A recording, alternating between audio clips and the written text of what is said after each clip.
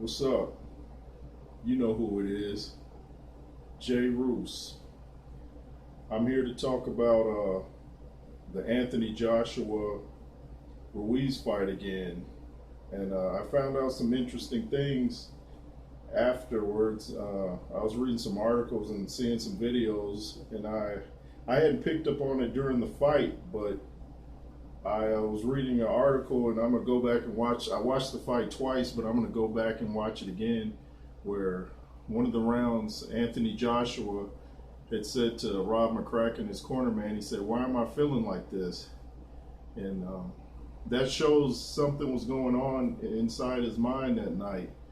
I could see it coming out. He didn't look his usual self. He usually comes out smiling, giving people pounds as he's coming into the ring. He wasn't his usual self. So, and they were rubbing his neck, and I knew that was just odd how he was laying on the ropes, and I just thought it wasn't the usual thing I'm used to seeing. And I remember Emmanuel Stewart got so mad once. I read about it.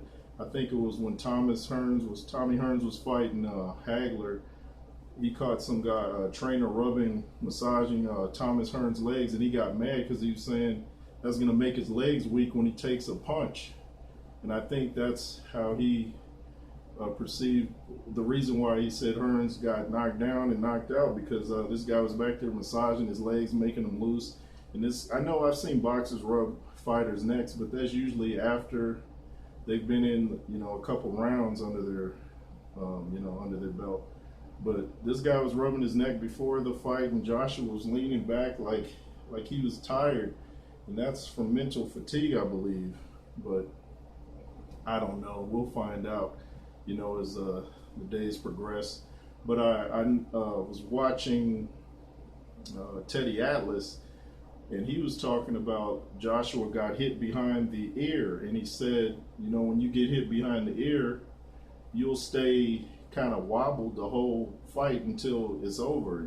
He said it's hard to recover when you get hit behind the ear, because the ear is your equilibrium, and I knew that, but I hadn't heard about behind the ear. I heard Joshua say he got hit on the top of the head, and I used to box. I wasn't pro, but I got hit on the top of the head before, and believe me, that's some of the worst pain, anything. I could take nose, chin, stomach, anything, but top of the head, that's it's tricky. You can see bright flashes like that. It's a trip.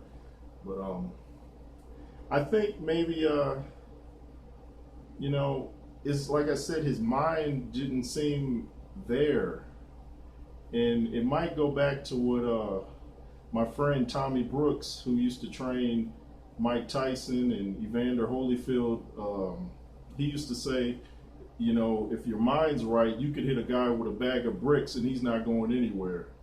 So there was just something going on with him that night. I think it was the moment, but I'm seeing a lot of boxing channels that are, claim to be unbiased, but a lot of them seem real extra happy that Joshua lost. And I'm like, that's not cool. And people calling him frauds and stuff. Well, if you thought he was a fraud, why are you so shocked that he lost? This guy has barely had over 20 fights, and yet he's the only man to knock down Ruiz. Ruiz caught Joshua at his worst, and Joshua knocked him down. Ruiz was at his best. So I mean, give the man some credit. Don't deny Ruiz his credit. He fought almost a perfect style fight, which he said he could always do. That's why he called out Joshua. But to try to act like AJ's a fraud, they called Lennox Lewis that after McCall knocked him out the first time, and look at the career he had. And I don't know if Tommy Brooks is still training fighters, but if he is, it would be great if Joshua could, work him in his team, not get rid of McCracken, but just add some components to his training and fighting style. I think it'll take him further. Sometimes you just need to make little tweaks, not just erase the whole picture. Just make little tweaks here and there. But I think he'll come back. I would have some tune-ups though. I wouldn't go right back and fight Ruiz, because he's a very talented fighter. And you remember I said, was this Joshua's most dangerous fight? And indeed it was. So you know, he'll be back, and you just gotta work on some things in today's heavyweight division. These are some good fighters, and I'm starting to wonder, are today's fighters almost too tall? Because I remember Wilder lost to a guy that was 6 feet, and Lennox Lewis, like I said on the other video, lost to Oliver McCall and Hasim Rahman, and also had, I think, one of his toughest fights against Ray Mercer, who's around 6'1" and 6'2". So that height is pretty rough. And I remember George Foreman used to say, you get a heavyweight that's 6 feet, he'll clean out the whole division. So I wonder, did the division start getting tall once they saw Lennox Lewis had success?